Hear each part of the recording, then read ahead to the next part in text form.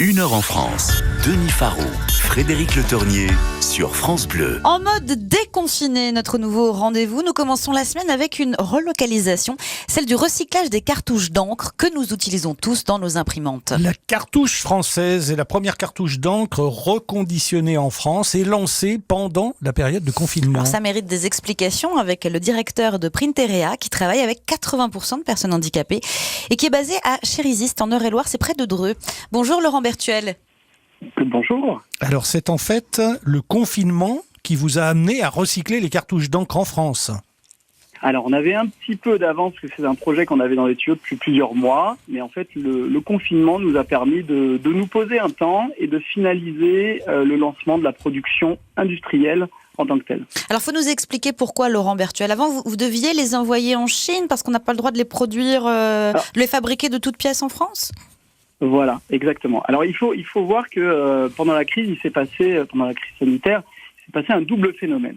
Il s'est passé déjà il y a deux types de cartouches sur le marché, les cartouches d'encre pour les particuliers. Vous avez les cartouches d'encre de la marque. Je ne vais pas citer toutes les marques, mais on voit à peu près, oui. Et vous avez ce qui s'appelle des cartouches d'encre remanufacturées, donc qui sont d'une autre marque que celle de votre imprimante.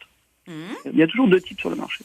Et pendant la crise, il s'est passé quelque chose, c'est que les constructeurs, de par le décalage de la crise qu'il y a eu quelques mois avant dans les pays d'Asie, sont tombés en pénurie dans nos rayons. Et d'ailleurs, on a eu tous l'expérience où on a voulu aller dans un rayon pour aller acheter une cartouche d'encre pour imprimer l'attestation de sortie ou les devoirs des enfants à la maison. Oui. Et on s'est retrouvé dans un rayon quasiment vide. C'est vrai. Et parallèlement à ça, il faut savoir qu'à côté, donc une cartouche qui n'est pas de la marque, elle est obligatoirement remanufacturée. C'est-à-dire qu'elle est obligatoirement une cartouche de marque vide auquel on a donné une deuxième vie.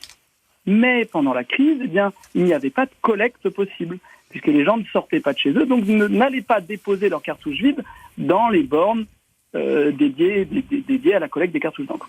Donc on s'est retrouvé avec une double pénurie, de part une baisse des imports et d'autre part une baisse des collectes, avec en face une hausse de la demande. Oui, c'est d'accord. Mais vous connaissez par exemple le pourcentage de particuliers comme nous qui vont mettre dans une borne des cartouches vides ? Alors, c'est ça qui est incroyable, c'est que seulement 25% des cartouches d'encre vide réintègrent le circuit du reconditionnement. 75% des cartouches que les particuliers ont chez eux, souvent par flemme, on va la mettre directement à la poubelle, on se dit qu'on n'a pas la borne de collecte, on ne sait pas trop où la mettre, etc. Alors que le réseau est quand même assez bien fait, le réseau de collecte, et dans chaque enseigne de grande distribution quasiment, on retrouve aujourd'hui une borne de collecte de cartouches d'encre. Donc vraiment, j'invite tous les particuliers à faire ce petit geste environnemental qui leur permet d'aller mettre leurs cartouches d'encre. Où est-ce qu'on les trouve, les bornes, Laurent Bertuel, mais dans certains supermarchés Ouais, dans les supermarchés souvent. Donc vous avez l'éco-organisme Écosystème qui met à disposition des bornes de collecte.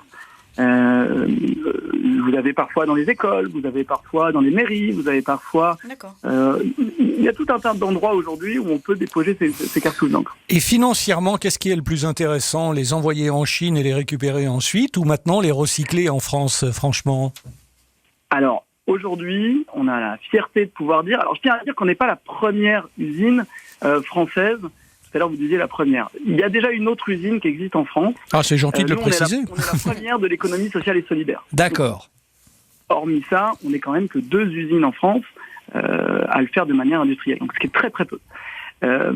Sinon, le schéma qui se passe aujourd'hui, c'est que 95% des cartouches qui sont collectées en France, elles suivent un voyage qui va les emmener très loin de chez nous pour être reconditionnées, avant de revenir chez nous pour être vendus. C'est ça.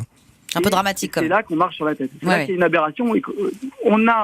On est possesseur du déchet en France, donc que tous les particuliers mettent malheureusement qu'à 25% dans les bornes. Mais si tout le monde ramenait ces déchets, on pourrait fabriquer ces cartouches en France. Laurent Bertuel, rapidement, vous pouvez nous dire si c'est plus intéressant financièrement de les recycler en France plutôt qu'en Chine ? Je ne vais pas vous dire que c'est plus intéressant parce que le coût de la main-d'œuvre en Asie est quand même moindre, mais on arrive à des tarifs qui sont identiques. Donc c'est plus intéressant en termes écologiques, en termes sociaux. Bien sûr. Voilà, en termes Financièrement, ça se débat.